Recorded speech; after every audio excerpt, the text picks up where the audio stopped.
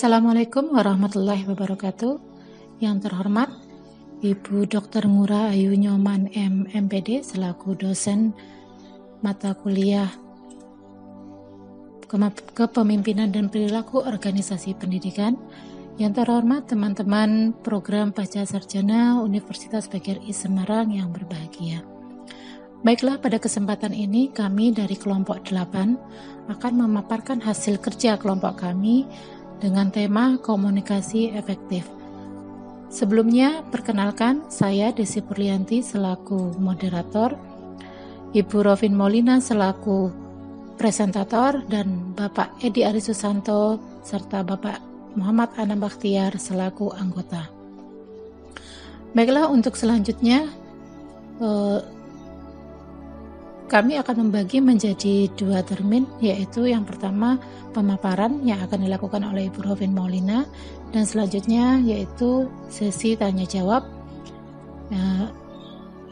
dan nanti diharapkan partisipasi dari teman-teman semua untuk menanggapi ataupun memberikan respon atas pemaparan yang telah kami berikan. Baiklah, kita masuki kepada dari sesi pertama, yaitu pemaparan yang akan disampaikan oleh Ibu Rovin Molina. Kepada Ibu Rovin Molina dipersilakan.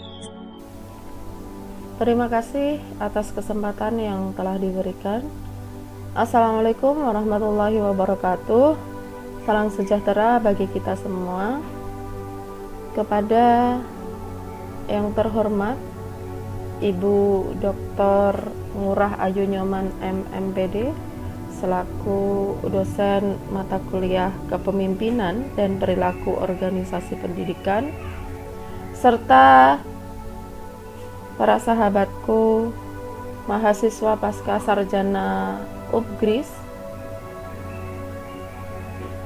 jurusan Manajemen Pendidikan yang berbahagia.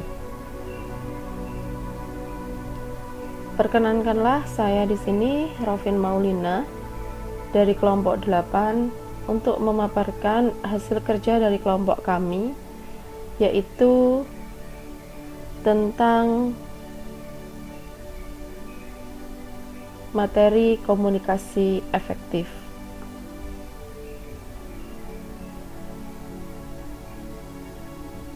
Komunikasi merupakan proses penyampaian atau penerimaan pesan dari satu orang kepada orang lain, baik langsung maupun tidak langsung, secara tertulis, lisan maupun bahasa nonverbal.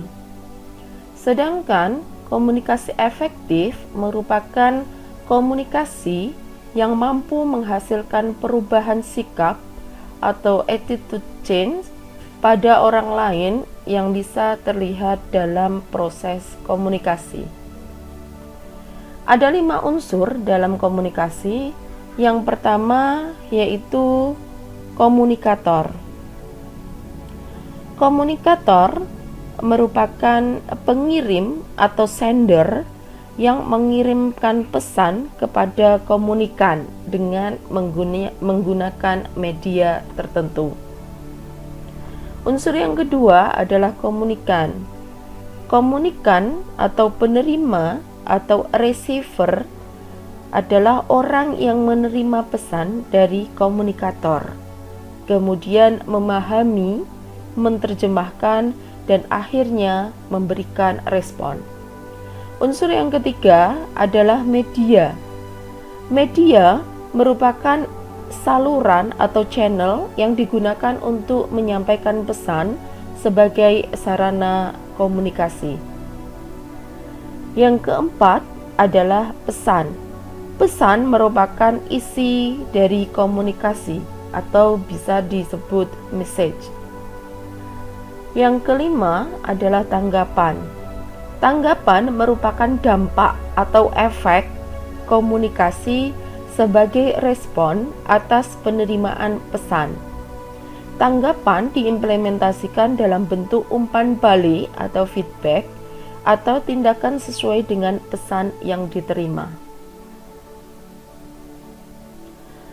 Komunikasi efektif dikatakan berhasil apabila Yang pertama, pesan dapat diterima dan dimengerti serta dipahami sebagaimana yang dimaksud oleh pengirimnya. Yang kedua, pesan yang disampaikan oleh pengirim dapat disetujui oleh penerima dan ditindaklanjuti dengan perbuatan yang diminati oleh pengirim. Yang ketiga, tidak ada hambatan yang berarti untuk melakukan apa yang seharusnya dilakukan untuk menindaklanjuti pesan yang dikirim. Fungsi dari komunikasi efektif diantaranya yang pertama ada fungsi informasi. Komunikasi efektif bisa digunakan untuk memberitahukan suatu pesan kepada pihak tertentu dengan maksud agar komunikasi dapat dipahami. Fungsi yang kedua adalah fungsi ekspresi. Komunikasi efektif sebagai wujud ungkapan perasaan atau pikiran komunikator atas apa yang dia pahami terhadap sesuatu hal atau permasalahan. Fungsi yang ketiga adalah fungsi kontrol. Komunikasi efektif bisa menghindari terjadinya sesuatu yang tidak diinginkan dengan memberi pesan berupa perintah, peringatan, penilaian, dan lain sebagainya. Fungsi komunikasi efektif yang keempat adalah fungsi sosial, di mana komunikasi efektif ini dapat digunakan untuk keperluan rekreatif dan keakraban hubungan di antara komunikator dan komunikan. Yang kelima adalah fungsi ekonomi, di mana komunikasi efektif dapat digunakan untuk keperluan transaksi usaha atau bisnis yang berkaitan dengan finansial barang dan jasa.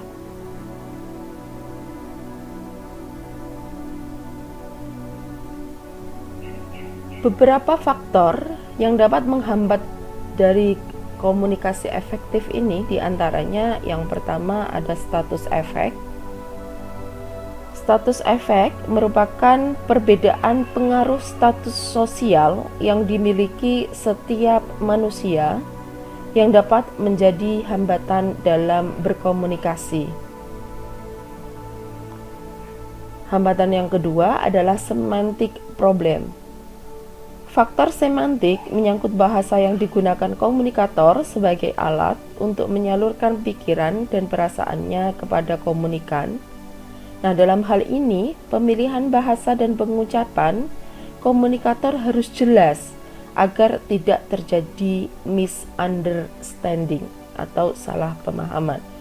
Contohnya, seperti pengucapan kata demonstrasi menjadi kata demokrasi, atau pengucapan kata kedelai menjadi keledai, dan lain sebagainya.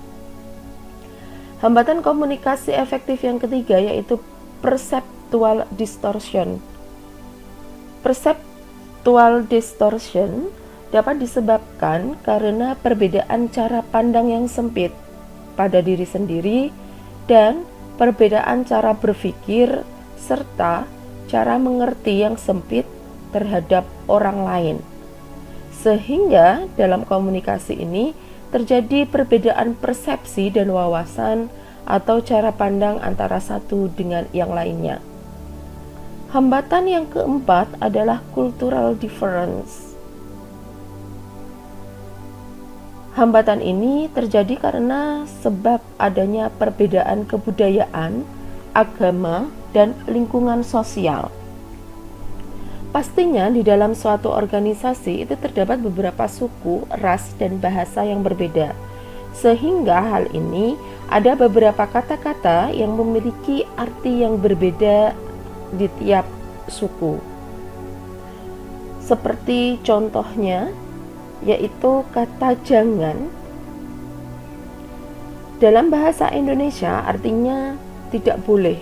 Sedangkan orang suku Jawa mengartikan kata jangan tersebut sebagai suatu jenis makanan atau sop. Hambatan yang kelima yaitu physical distraction. Hambatan ini disebabkan oleh gangguan lingkungan fisik terhadap proses berlangsungnya komunikasi. Contohnya, suara riuh atau suara gaduh orang-orang, suara bising, suara hujan atau suara petir, atau cahaya yang kurang jelas. Hambatan yang keenam adalah poor choice of communication channels. Merupakan gangguan yang disebabkan pada media yang dipergunakan dalam berkomunikasi. Contohnya di dalam kehidupan sehari-hari yaitu sambungan telepon yang terputus-putus, kemudian suara radio yang hilang atau muncul, kemudian gambar kabur pada pesawat televisi, dan ketikan yang kurang jelas pada surat, sehingga informasi yang seharusnya tersampaikan secara jelas itu tidak dapat ditangkap dan dimengerti dengan jelas. Hambatan yang selanjutnya yaitu no feedback. Nah, hambatan tersebut adalah seorang sender mengirimkan pesan kepada receiver, tetapi tidak adanya respon oleh receiver dan tanggapan. Yang terjadi adalah komunikasi satu arah yang sia-sia.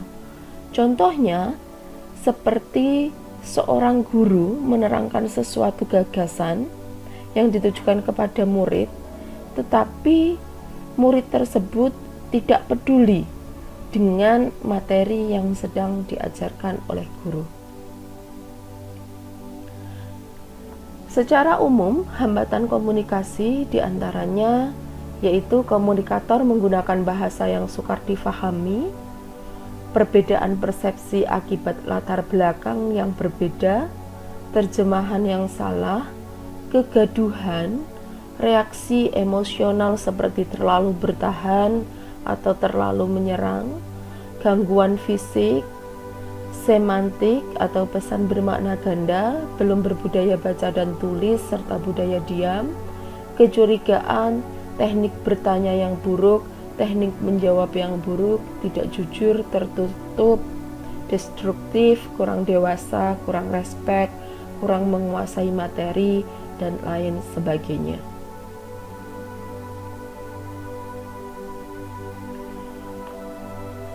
Perlu diketahui bahwa beberapa model komunikasi, ada 6 model di sini. Yang pertama, ada model komunikasi Aristoteles. Komunikasi Aristoteles adalah salah satu model komunikasi linear yang ditujukan untuk menggambarkan atau menjelaskan proses public speaking. Model ini merupakan model komunikasi pertama dan merupakan model komunikasi yang diterima secara luas di antara model komunikasi lainnya. Model komunikasi yang kedua adalah model komunikasi Laswell.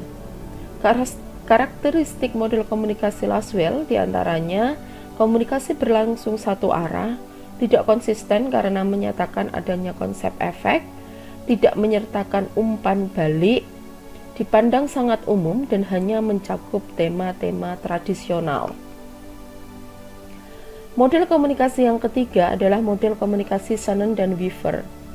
Model komunikasi ini menitik beratkan pada proses encoding dan proses decoding, di mana maksudnya encoding di sini adalah proses pengkodean dari pengirim menjadi simbol atau isyarat.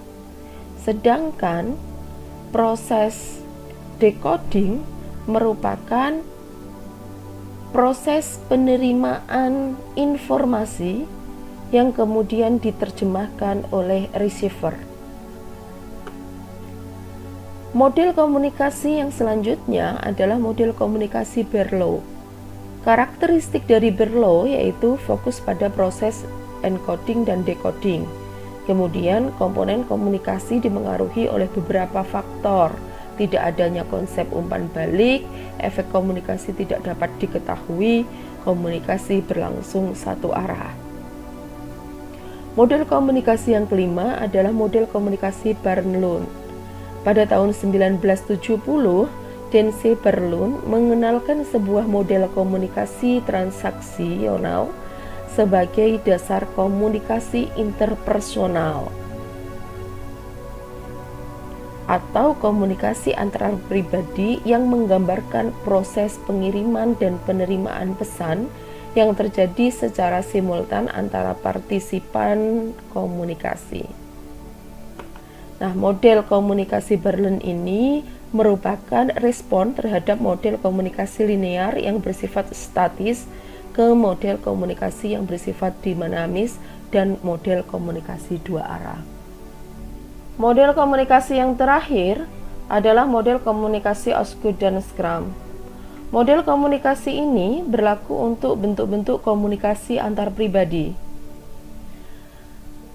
Pada model komunikasi Osgood dan Scrum ini, proses komunikasi berjalan secara sirkuler, di mana masing-masing pelaku komunikasi secara bergantian bertindak atau berperan sebagai komunikator dan komunikan. Yang selanjutnya adalah kompetensi komunikasi. Kompetensi komunikasi merupakan kemampuan yang meliputi pengetahuan, keterampilan, dan sikap yang sesuai dalam mengelola pertukaran pesan, verbal dan nonverbal berdasarkan patokan-patokan tertentu. Adapun komponen-komponen kompetensi komunikasi adalah knowledge atau pengalaman, skills atau keterampilan, dan attitude atau sikap. Kompetensi komunikasi ini sangat penting untuk menunjang komunikasi interpersonal, di mana komunikasi interpersonal merupakan komunikasi yang dilakukan oleh individu untuk saling bertukar gagasan ataupun pemikiran kepada individu lainnya. Kemampuan berkomunikasi atau keterampilan berbicara di muka umum memang sesuatu yang perlu dilatih, terutama untuk seseorang yang introvert atau memiliki kepercayaan diri yang kurang tinggi. Hal-hal yang harus diperhatikan oleh komunikator dalam hal ini agar nyaman berkomunikasi di muka umum bisa menggunakan langkah-langkah atau beberapa cara. Yang pertama, mengenali audiens dengan baik, mengubah cara berpikir, belajar untuk merasa nyaman dengan keheningan, mencari tahu seperti apa pola bicara kita, dan melakukan persiapan.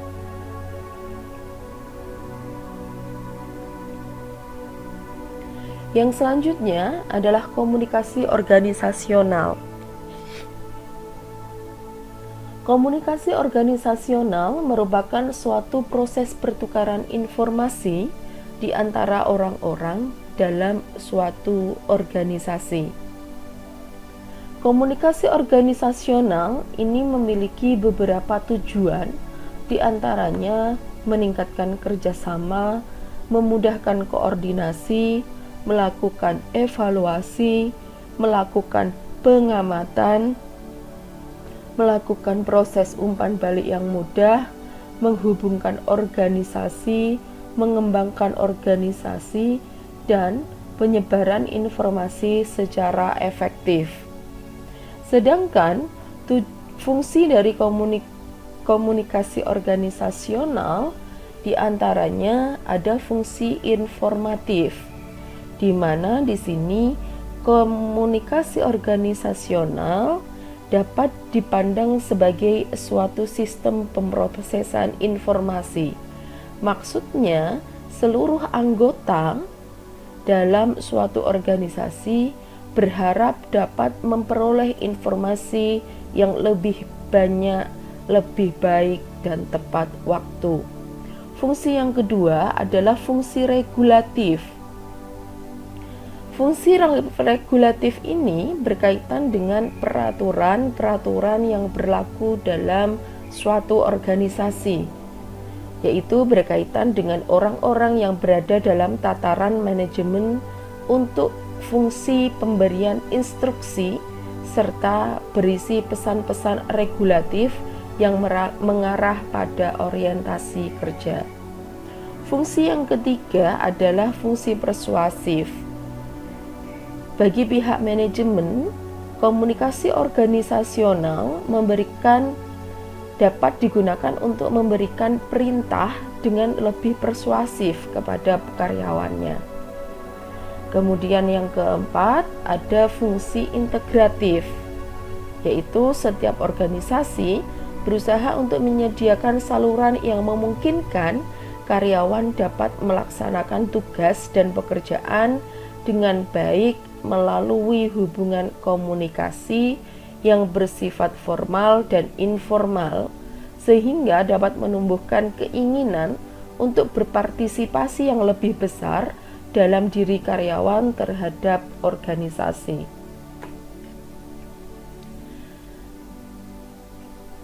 Nah, jaringan komunikasi organisasi sendiri di sini ada dua jenis. Yang pertama, ada jaringan komunikasi organisasi secara formal, yaitu jaringan komunikasi yang melalui persetujuan atau peraturan resmi organisasi. Nah, jaringan formal ini memiliki 3 jenis arus komunikasi. Yang pertama, ada arus komunikasi vertikal, di mana komunikasi vertikal adalah komunikasi yang terjadi antara pihak yang memiliki posisi dan peranan yang berbeda dalam satu organisasi. Jenis arus komunikasi yang kedua dalam komunikasi formal yaitu arus horizontal atau komunikasi horizontal. Komunikasi horizontal merupakan komunikasi lurus, yang dimana komunikasi ini terjadi antara pihak yang memiliki posisi atau kedudukan atau peran yang sama dalam organisasi. Jenis arus komunikasi yang ketiga adalah arus komunikasi diagonal, di mana komunikasi diagonal adalah merupakan komunikasi yang terjadi secara menyilang, baik dari segi posisi, struktur organisasi, maupun tingkatan yang ada dalam organisasi itu sendiri. Kemudian jaringan komunikasi organisasi yang kedua yaitu jaringan komunikasi informal, di mana jaringan komunikasi organisasi informal ini berorientasi pada hubungan personal atau antara pribadi. Saluran informal ini lebih berorientasi kepada hubungan antar pribadi karyawan. Karenanya, hal-hal yang dibahas bukan yang terkait kepada pekerjaan secara formal, namun lebih kepada hal yang bersifat pribadi sebagai individu dalam organisasi. Nah, saluran komunikasi informal ini cenderung lebih santai dan tidak sebaku saluran formal, di mana tidak perlu ada prosedur atau peraturan resmi yang dibuat oleh organisasi untuk mengaturnya.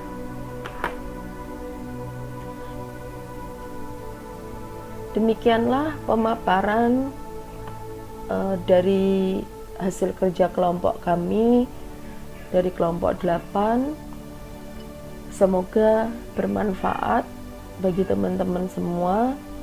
Untuk itu, waktu saya kembalikan kembali kepada Ibu Moderator, yaitu Ibu Desi Berlianti, untuk diarahkan ke sesi selanjutnya.